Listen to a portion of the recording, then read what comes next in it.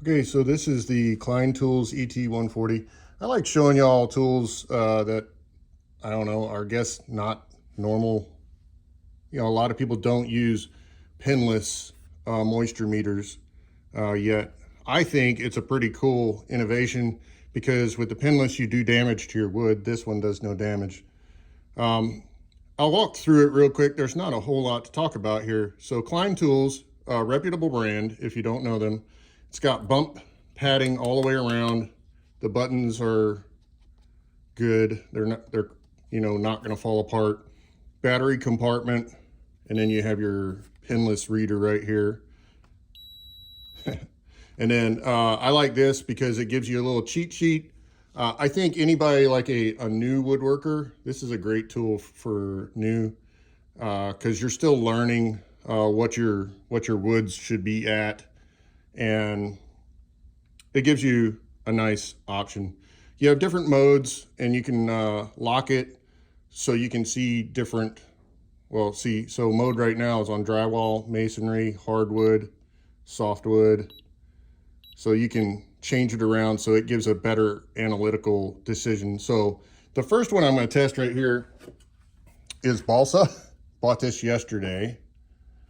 So 1.5, that's absolutely dry, right?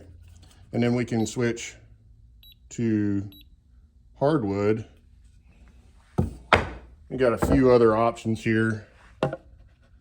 2.5, pretty dry. 4.7, 5.6. Oh, I'm actually surprised that one's wetter.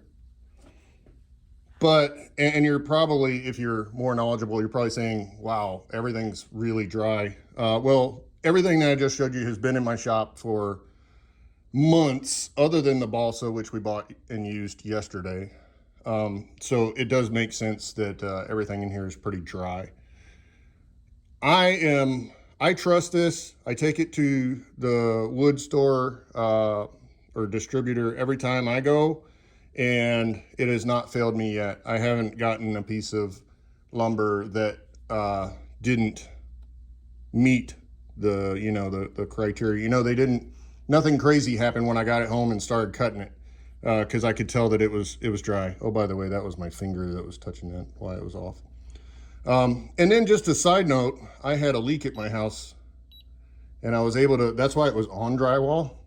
I was able to determine where the leak was traveling through the drywall. It was in between my second and first story, just using this meter. So pretty dang cool feature for something like a leak. So if you ask me on a scale of 10, how many stars, personally, and I've seen other people's reviews, I'd give it a 10 out of 10. This thing works perfect for me. I'm never using a pinless again.